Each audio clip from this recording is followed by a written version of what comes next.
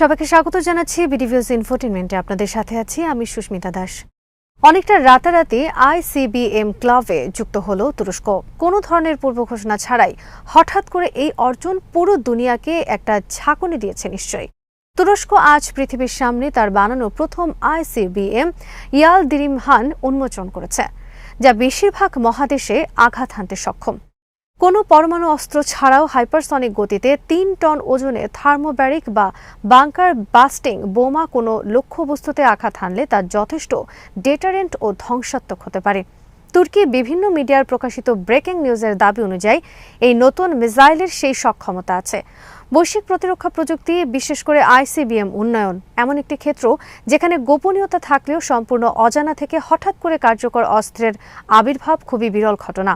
অনেকে এই তুর্কি আইসিবিএমকে মুসলিম দুনিয়ার প্রথম আইসিবিএম বলছেন। আরও বিস্তারিত থাকছে ওয়াহিদ ফারুকের প্রতিবেদনে।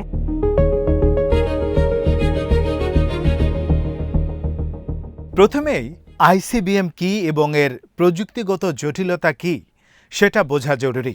একটি ইন্টারকন্টিনেন্টাল ব্যালিস্টিক মিসাইল বা আইসিবিএম সাধারণত ৫,৫০০ কিলোমিটারের বেশি দূরত্বে লক্ষ্যবস্তুতে আঘাত হানতে সক্ষম। এটি বহুমাত্রিক প্রযুক্তির সমন্বয়ে তৈরি করা হয়। উন্নত প্রপালশন সিস্টেম, নির্ভুল গাইডেন্স, রি-এন্ট্রি ভেহিকল এবং প্রায়শই পারমাণবিক ওয়ারহেড বহনের সক্ষমতা। এই ধরনের মিসাইল তৈরির জন্য শুধু শক্তিশালী শিল্পভিত্তি নয়, দীর্ঘমেয়াদী গবেষণা, পরীক্ষামূলক উৎক্ষেপণ এবং বিশাল বাজেট প্রয়োজন। বিশ্বে বর্তমানে মাত্র কয়েকটি দেশ যুক্তরাষ্ট্র, রাশিয়া, চীন, ফ্রান্স, যুক্তরাজ্য, ভারত এবং উত্তর কোরিয়া এই সক্ষমতা অর্জন করেছে বলে স্বীকৃত।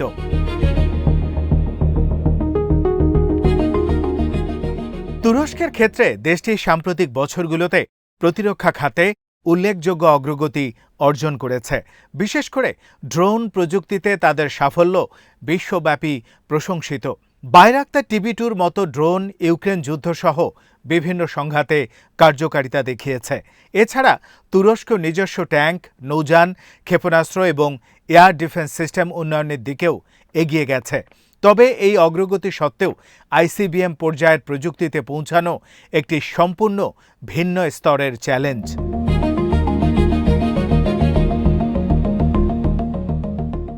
ইলদিরিমহান নামটি নিজেই ঐতিহাসিক ও প্রতীকী গুরুত্ব বহন করে। ইলদিরিম অর্থ বজ্রপাত, দ্রুততা ও শক্তির প্রতীক। উসমানীয় সুলতান বায়েজিদ প্রথম, যিনি ইলদিরিম উপাধিতে পরিচিত ছিলেন, তার নাম অনুসারে এই নামকরণ করা হয়েছে বলে দাবি করা হচ্ছে। তুরস্কে সামরিক সরঞ্জামের নামকরণে ঐতিহাসিক ও সাংস্কৃতিক রেফারেন্স ব্যবহার নতুন কিছু নয়। ম্যাক 25+ গতি এবং ৬,০০০ কিলোমিটার রেঞ্জের দাবি প্রযুক্তিগতভাবে আইসিবিএম এর সঙ্গে সামঞ্জস্যপূর্ণ।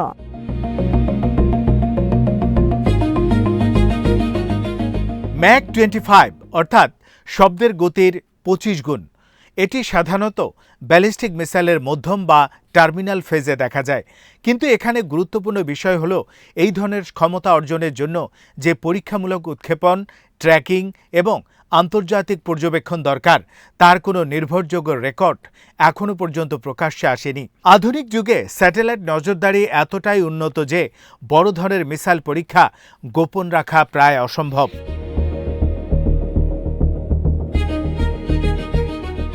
এছাড়া ফুয়েল হিসেবে লিকুইড নাইট্রোজেন টেট্রক্সাইড ব্যবহারের কথা উল্লেখ করা হয়েছে।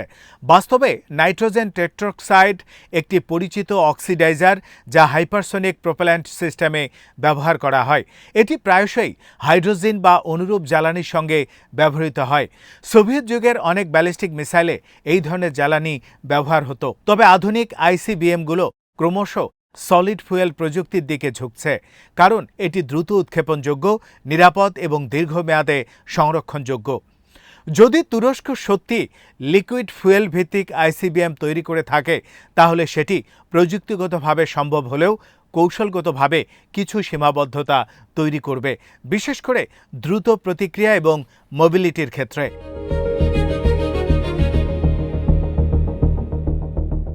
সবচেয়ে গুরুত্বপূর্ণ প্রশ্ন হল, তুরস্ক কি সত্যি এই প্রকল্পটি সম্পূর্ণ গোপনে এতদূর এগিয়ে নিতে পেরেছে? ইতিহাস বলছে বড় শক্তিগুলোর ক্ষেত্রেও আইসিবিএম উন্নয়ন বহু বছর ধরে আন্তর্জাতিক নজরদারির মধ্যে ঘটে। উত্তর কোরিয়ার মতো দেশও যখন তাদের মিসাইল পরীক্ষা চালায় তখন তা স্যাটেলাইট, রাডার এবং গোয়েন্দা সংস্থার মাধ্যমে দ্রুত শনাক্ত হয়। তুরস্ক ন্যাটোর সদস্য হওয়ায় তাদের সামরিক কর্মকাণ্ড আরও বেশি নজরদারির আওতায় থাকে। ফলে একটি পূর্ণাঙ্গ আইসিবিএম প্রোগ্রাম সম্পূর্ণ অজানা থেকে হঠাৎ প্রকাশ পাওয়া সারা দুনিয়ায় চমক তৈরি করেছে।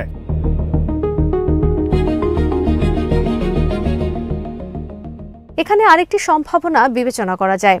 এটি কি আসলে একটি মধ্যম পাল্লার ব্যালিস্টিক মিসাইল বা ইন্টারমিডিয়েট রেঞ্জ ব্যালিস্টিক মিসাইল? সমালোচকরা অনেকেই এটিকে অতিরঞ্জিতভাবে আইসিবিএম হিসেবে উপস্থাপন করা হচ্ছে বলে মনে করেন। অনেক সময় ৬,০০০ কিলোমিটার রেঞ্জ প্রযুক্তিগতভাবে আইআরবিএম এবং আইসিবিএম এর সীমারেখার কাছাকাছি, তাই বিভ্রান্তি তৈরি হতে পারে। কিন্তু তুরস্কের রাজনৈতিক পরিস্থিতি এবং মধ্যপ্রাচ্যের অস্থির সময়ে তুর্কি নিরাপত্তার জন্য এটি একটি বিশাল অর্জন নিঃসন্দেহে।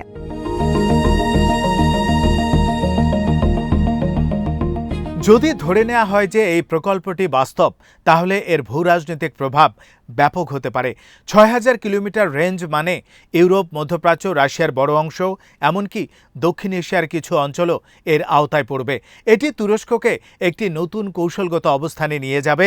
বিশেষ করে ন্যাটোর অভ্যন্তরের শক্তির ভারসাম্যে পরিবর্তন আসতে পারে। একই সঙ্গে ইসরায়েল, ইরান এবং রাশিয়ার মতো দেশগুলো এ ধরনের সক্ষমতাকে গুরুত্বের সঙ্গে বিবেচনা করবে।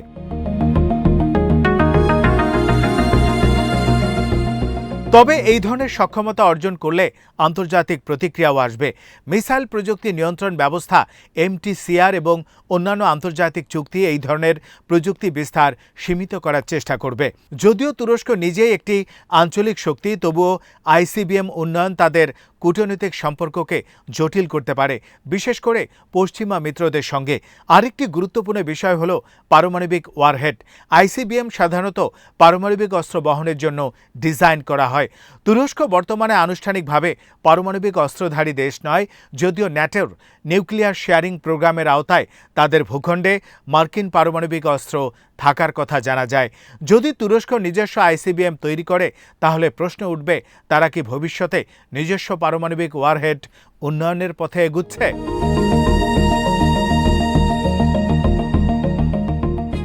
আসলে দীর্ঘপাল্লার ব্যালিস্টিক ক্ষেপণাস্ত্রের আসল কৌশলগত জোর তখনই তৈরি হয় যখন সেটার মাথায় পারমাণবিক অস্ত্র লোড করা থাকে। তুরস্কের কাছে প্রকাশ্যে কোনো পারমাণবিক অস্ত্র নেই, তাই এই মিসাইল সিস্টেমটি নিজে থেকে পূর্ণাঙ্গ কোনো নিউক্লিয়ার ডিটারেন্স না। তবে এই ক্যাপাবিলিটি একটি সুপ্ত বা ল্যাটেন্ট ডিটারেন্স তৈরি করে।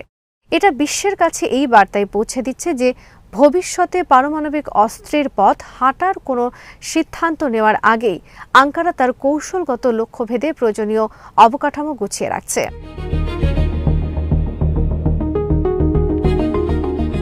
এখানে আসল বার্তা হলো, আঙ্কারা আর ওয়াশিংটনের পরমাণু ছাতার উপর সম্পূর্ণ নির্ভরশীল থাকতে চায় না।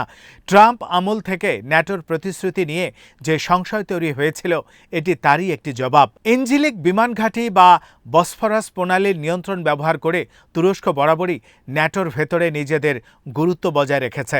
এখন নিজেদের আইসিবিএম থাকায় জোটের যে কোনো দর কষাকষিতে আঙ্কারার পাল্লা আরও ভারী হলো।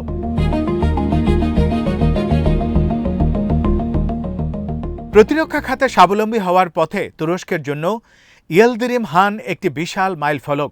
এটি কেবল একটি আইসিবিএম নয়, বরং বদলে যাওয়া ভূ রাজনীতিতে আঙ্কারার শক্তিশালী উপস্থিতির ঘোষণা। তুরস্ক বিশ্বকে জানিয়ে দিল যে সে এখন আর বড় শক্তিগুলোর নিরাপত্তার উপর নির্ভরশীল থাকতে চায় না, বরং তারা নিজেরাই নিজেদের নিরাপত্তা নিশ্চিত করতে সক্ষম। পৃথিবীর জন্য বার্তা হল, লিবারেল ইন্টারন্যাশনাল অর্ডার শেষ, যুদ্ধ গভীর এবং অত্যাসন্ন।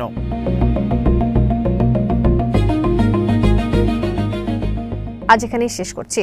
সমরাস্ত্র, প্রতিরক্ষা ও কূটনীতির নানা তথ্য জানতে চোখ রাখুন বিডিভিউজ ইনফোটেইনমেন্টে। চ্যানেলটি ভালো লাগলে সাবস্ক্রাইব করুন, সংযুক্ত থাকুন আমাদের ফেসবুক পেজে।